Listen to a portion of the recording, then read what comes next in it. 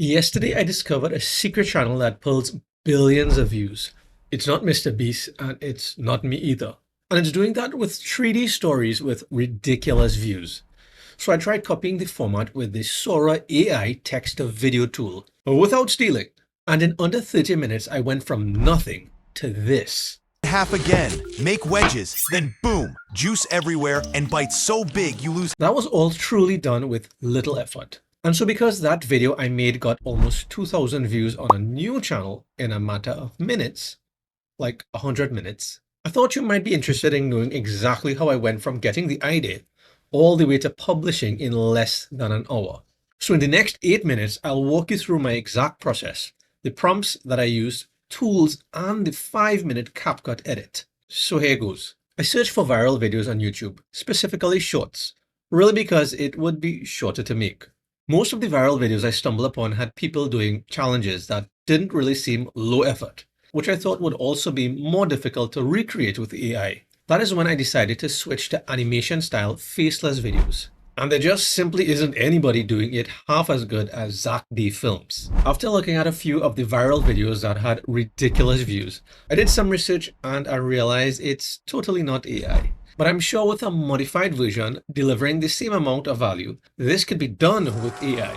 Now I could have watched the video and tried breaking down each few seconds into different scenes because I needed to know what video clips to actually make. But the thing is, I'm not a filmmaker, and doing this manually would have also taken longer than the 30 minutes. So I tried sharing the video link with ChatGPT, but then after it thought for about like 15 seconds, it told me it can't actually play YouTube videos, and proceeded to give me all of the work again by building a nice long table with timestamps and told me to go fill out the information. I'm certainly not paying a monthly subscription to do more work.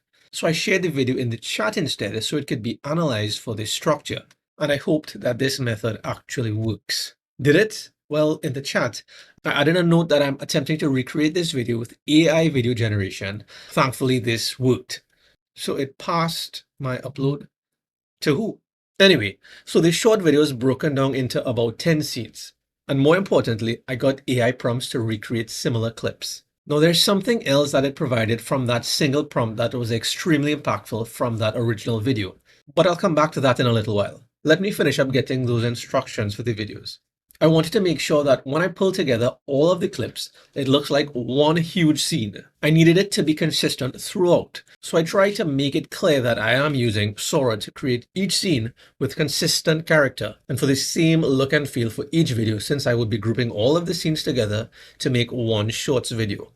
And now I got everything that I needed here. A global style that I could plug into Sora as a preset by simply copying and pasting this here and saving it. So at this point, I was ready to create all of the clips, making sure that the global style was saved as a preset, and I had it selected when putting together the prompt for a video. I then copied the first scene from the chat. I chose higher quality, so that took a little bit longer. Still was like 20 seconds or so. This is how the first scene looked. I thought it was good enough, and from here I just repeated the process until I got through each scene. Now here's the really important thing that I had to get back to.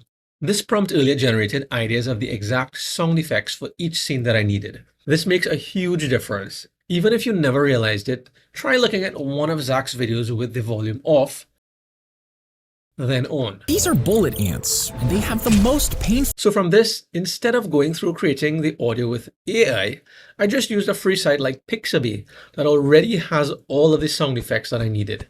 And while here in Pixabay, I decided to grab some suitable background music, maybe something investigative. Whichever it is, it would need to enhance the storytelling and not take away from it. It was then I realized I'm trying to do things to improve the storytelling, but I didn't even have a story yet.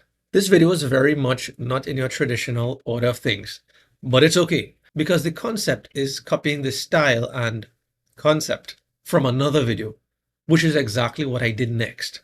I copied the script from that video directly from YouTube, then dropped it into ChatGPT asking it to generate a similar script for my video based on that viral short. It wasn't too bad. I thought it could be better, so I told ChatGPT to make it sound better. And it did. I copied that script and pasted it into a suitable voice in 11 Labs, And a thing makes it happen. something that was upbeat sounding, just like in the viral short. These are bullet ants. I thought this guy could work, so I generated and exported it. Slice the melon in half on the short side. And now I had everything to copy the viral video.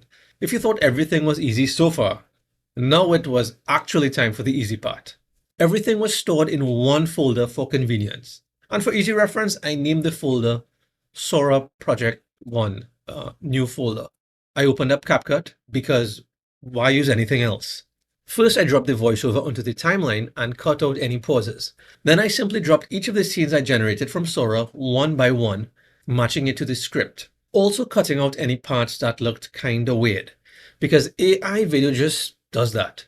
Unless you're an expert, and I'm not. So I cut out what I needed from each clip, added some zoom-ins and a bit of camera movement. Then once it was good visually, I dropped in the sound effects throughout to make it more impactful. And of course, the mysterious background music. That should be icing on the watermelon.